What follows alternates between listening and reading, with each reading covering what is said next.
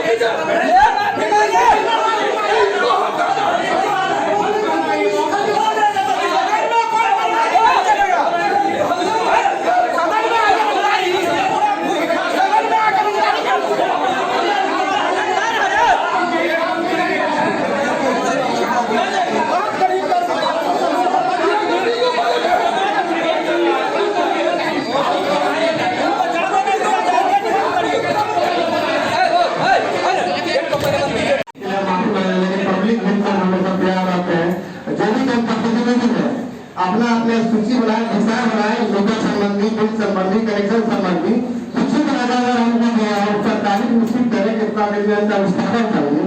मेरे स्तर पर जो हमें लग रहा है वो हमेशा करने के लिए तैयार हो रहे हैं, लेकिन बारी बारी सब लोग अपना बात रखकर सूची बनाकर दो।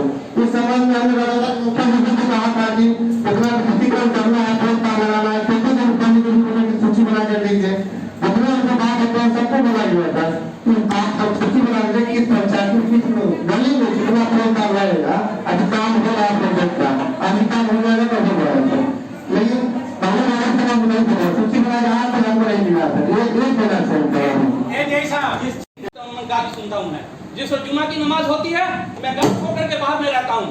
इन्होंने मुझे अपनी ऑफिस से, क्या मैं बात जो रख रहा हूँ यहाँ पे कोई आदमी मुझे पागल कर सकता है या ये कह सकता है कि मैंने बात नहीं समझा? इनको समझ में नहीं आती है बात। ये कहते हैं कि आपकी बात हमको समझ में नहीं आती, आप मेरे ऑफिस से जाइए। इनके अधिकारी असिस्ट करते हैं वहां पे कि पैसा नहीं है। हम इनको बोले कि पैसा नहीं है, आप हमको लिख के दीजिए, हम डीएम को लिख के देंगे। इन्होंने क्या कहा, डीएम के पास आप जाइए, लेटर लिखिए तब मैं आपको बताऊंगा। मैंने रिक्वेस्ट किया अध्यक्ष महोदय के पति जी से भी, आपके पास जो डोंगल है उसका प्रिंट आप ला करके दीजिए, हम उसके आधार पे आगे कुछ लिखेंगे। हमारे आगे तो दुनिया आंधी है, हम आरटीए लगाने जाए, क्या क्या करने जाए। हम कई लोगों को अपनी समस्या बताए, इन्होंने हमको दूर करके वहां से भगाया। और यही नहीं, मुझे मेरे साथ दुर्व्यवहार किए हैं। मैं इनके ये मेरे सचिव है, लोक निर्माण विभाग मेरे साथ आता है, ग्रामीण विद्युतीकरण, जल संरक्षण, सड़क एवं आवागमन। मैं वो प्रतिनिधि हूँ, मैं अपने प्रमुख महोदय का दिल हृदय के साथ साथ दिया। मैं इनका प्रस्तावक भी रहा हूँ। मैं उदय शंकर यादव एमएलसी जो हार गए उनके भी प्रस्तावक रहे। मैं सत्यदेव को जो है सहमति देता हूँ। जितने भी जनप्रतिनिधि है इस सदन में, मैंने पहले उनकी लड़ाई लड़ी कि मुझको योजना बाद में मिलना चाहिए, लेकिन जो समिति है उनको पहले योजना मिलना चाहिए। ये खुद जानते हैं कि बहुत सारे समिति वंचित थे, सगीर का अहम रोल है। इनके ऑफिस में बैठ करके मैं बोला कि फलाने को योजना मिलनी चाहिए। मुझे एक योजना मिला है अब तक, एक योजना, मेरी 3 योजना है लगी हुई। मुझे गांव के लोग, मेरे गांव में एक से एक जो है पौष आदमी वहां पर रहते हैं, हमको बोलते हैं यार तुम बोलते बहुत हो, तुम काम करते नहीं हो, तुम 3 4 मरता एनओसी लाते हो। और मेरी 2 एनओसी फेल कर चुकी है, फिर मैं दोबारा एनओसी ला करके दिया। सदन से कहते हुए हम माफी मांगे तो मैं अब आइंदा किसी भी प्रतिनिधि से मैं ऐसा शब्द का प्रयोग नहीं करूंगा। सर, योजना होना न होना ये दूसरी तरीके की बात है, लेकिन किसी को अब शब्द कह के किसी ऑफिस से निकाल देना यह बड़ी निंदनीय बात है। बता देंगे। फिर भी मैं ये कह रहा हूँ, यदि मेरे अंदर से किन्हीं के भावनाओं को किसी प्रकार से ठेस पहुंचा हो तो मैं क्षमा प्रार्थी हूँ। लेकिन आप लोग ये कोशिश करेंगे, क्योंकि आप लोग जनप्रतिनिधि हैं और हमको आप ही लोगों से पावर मिलता है, सदन के तहत पावर मिलता है, लेकिन हमको इतना पावर नहीं है कि विभाग के नियम को शिथिल करते हुए हम कोई काम कर दें। जिन्होंने भी जिस प्रतिनिधि ने मेरे पास आके बोला तो काम क्यों नहीं हो रहा है उसका हमने पहले भी किया है। संविधान के भाग 9 और 11 में इसकी बात चर्चा है मजबूती के साथ। 73 में संविधान संशोधन में तो बाद में बात आई, लेकिन देश के संविधान जो आपको जानकारी नहीं होगा 9 और 11 में पढ़ लीजिए। इस व्यवस्था की कल्पना की गई। हमने जब चिरागी बनाया था 1984 में तो इस व्यवस्था को कायम किया था, देश आजाद होने के पहले। हम तो भाई कभी कभी बात 25 साल हो गई, लेकिन पूर्व की बैठकों में जब भी सब लोग सेवक हैं, सब लोग को अपने दायित्व का निर्वाह करना है, लेकिन जितने हमारे पदाधिकारी जी पंचायत से बाहर रहे, अनुपस्थित रहे, पूरी मेजोरिटी के साथ एक शवर में और सदन ने प्रस्ताव पारित किया, क्या उस पर कोई कार्रवाई हुई?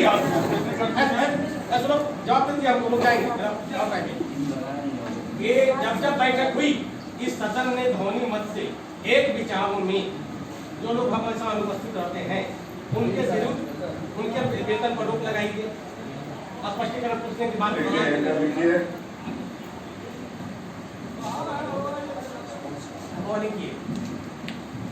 जब पंचायत पूर्व के समय से पंचायत समिति की बैठक में 3 अनुपस्थित। आज पंचायत समिति की सामान्य बैठक रखी गई थी प्रमुख की साथ है। बैठक 12:30 बजे से होनी थी। निर्धारित समय सीमा में ही बैठक प्रारंभ हो गई।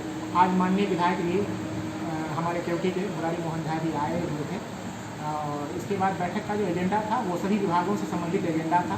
जैसे पंचायती राज विभाग से 15वीं और कस्टम वित्त से कौन सी योजना होनी है, क्या या पूर्व में कौन सी योजना हुई है, उस पर विस्तृत चर्चा की गई है। और सभी सदस्यों का जो प्रश्न था उनका समुचित जवाब भी दिया गया है। और इसके बाद शिक्षा था, कृषि था, स्वास्थ्य, मनरेगा, कल्याण। और क्या शांतिपूर्ण बैठक संपन्न हो गया? हाँ, बैठक हो हंगामा के बाद जो है ना सभी सदस्यों को समझाया गया तो सब मतलब सभी शांतिपूर्ण ही रहे, बैठक शांतिपूर्ण संपन्न हुआ। धन्यवाद। बैठक एकदम शांतिपूर्ण समाप्त हुआ, शांतिपूर्ण तरीके से चला। लोगों ने सभी माननीय जनप्रतिनिधि जो पंचायत समिति सदस्य थे, कुछ मुखिया लोग भी थे, सभी लोग अपने अपने विभागीय सभी विभागवार सभी विभागों के समस्या पर चर्चा हुई, विस्तृत चर्चा हुई। और जो जिस किसी भी विभाग के खिलाफ अधिक शिकायत मिली है उसकी जांच हम लोग स्वयं करेंगे, हम स्वयं करेंगे।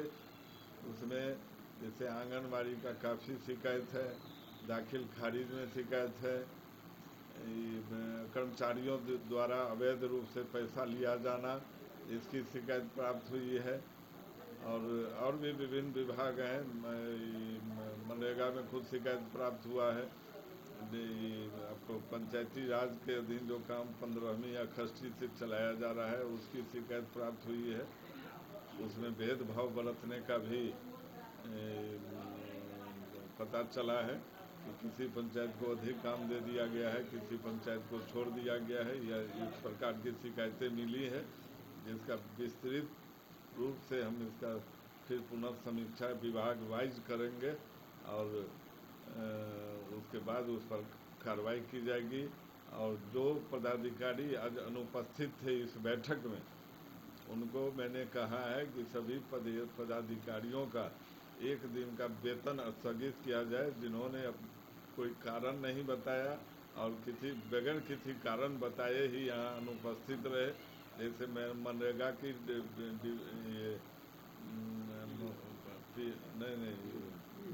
बाल विकास पदाधिकारी जो हैं CDPO, वो स्वास्थ्य कारण से नहीं आई तो उनकी प्रतिनिधि थे, मगर बहुत सारे ऐसे विभाग थे जो बगैर कारण बताए वो इस बैठक में नहीं आए। उनका मैंने बोला है कि एक दिन का वेतन रोका जाए। मैं कलेक्टर साहब से भी बात करूंगा और इस बैठक में जितने भी विभागों की समीक्षा होती है निश्चित रूप से अगले बैठक में सभी पदाधिकारी रहें, अन्यथा कठोर कार्रवाई उन सबों के ऊपर की जाएगी। इसका मतलब समझा जाएगा कि वो इस बैठक में रुचि नहीं रखते हैं और वो अपने उपलब्धियों को जनप्रतिनिधियों के बीच नहीं रखना चाहते हैं, इसलिए उन सबों पर कठोर कार्रवाई की जाएगी। कहा कि प्रखंड मुख्यालय में पेटी लगवाया जाएगा। हाँ, चूँकि क्या मकसद है कि मैंने बोला है BDO और ये प्रखंड CO को कि एक विधायक के तरफ से शिकायत पेटी का जो BDO प्रखंड कार्यालय पर अपने चैम्बर के आगे लगाएं और ये CO साहब के चैम्बर के पास लगे, चूँकि अधिक लोग वहीं पर आते हैं और उसमें शिकायत पेटी में किसी भी, चाहे वो आम जनता हो, कोई जनप्रतिनिधि हो, उसको किसी भी प्रकार की शिकायत हो तो वो जैसा शिकायत किए हैं कि बार बार दौड़ना पड़ता है। जैसे बिजली विभाग वाले लोग नहीं मिलते हैं, उनका कहना है हम लोग क्षेत्र में रहते हैं, वो बेचारे दौड़ के थक जाते हैं, कभी गंगवारा कभी दरभंगा घूमते रह जाते हैं, उनका काम नहीं होता है। तो उस तरह के जो अधिकारी यहाँ किन्हीं को नहीं मिलते हैं उनके खिलाफ वो शिकायत दिया जाए जो वो कार्यालय में नहीं बैठते हैं नियमित रूप से।